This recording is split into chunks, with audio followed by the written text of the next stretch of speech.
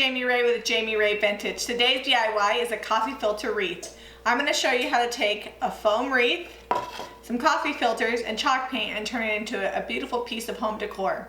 To get started, I'll let you know what you're going to need for this.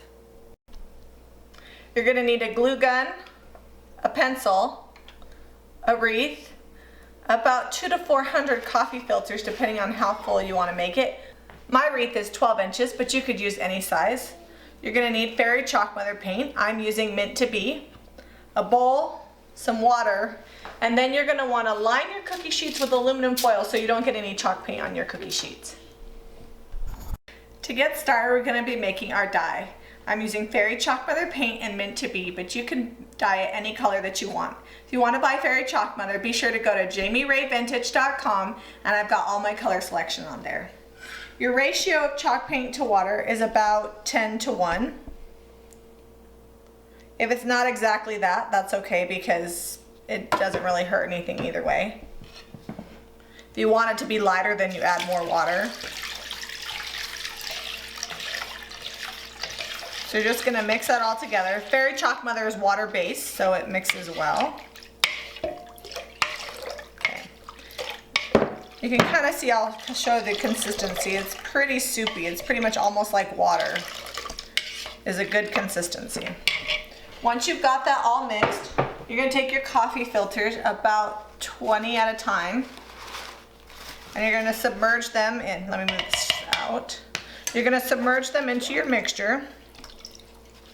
Make sure it's fully coated, and then you're going to wring them out to get any excess dye off. And this is important that you wring them out because they take forever to dry if you don't. Then you'll lay them down on your cookie sheet and you'll repeat that till you have all your coffee filters dyed.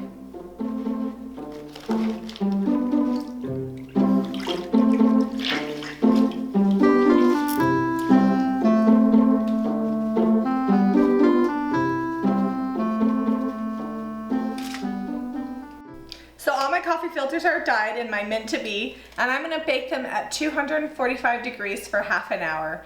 It's not going to dry them out completely, but it'll dry them out enough that I can peel them apart and let them dry the rest of the way.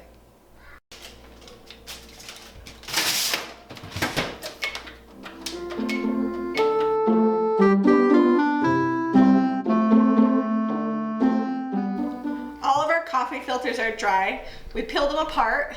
I've got them stacked up and they're ready to use. It's okay if they're not all exactly the same because they won't dye all the same. It looks great when the finished product is done. So you're going to take your coffee filter, find the center. It doesn't need to be exact. Then you're going to put your pencil on it like this. Then you're going to take your glue gun and put a little dollop of glue on the end. And then you're going to place it on your wreath. I like to hold it for about 30 seconds and then I get the next one, and you're going to do that about 300 times. I like to work in sections, so I'm going to go in this section and I'll just keep going all the way around. You could just go in rings if that's the way your mind works. It really doesn't matter. And then once you get it all done, I like to look for any area where there might be a bald spot, and then I just fill it in there. It takes a couple hours and it will be beautiful.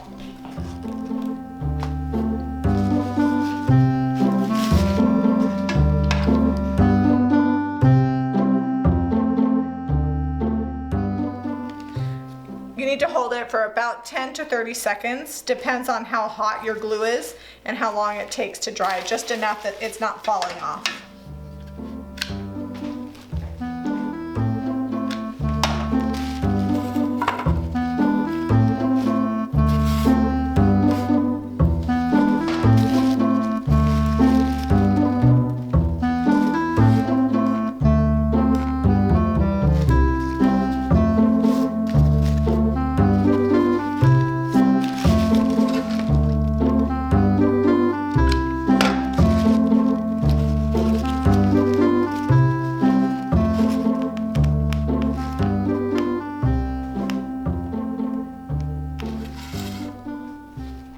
So you can see I've got about 50 coffee filters here, and this is what it looks like.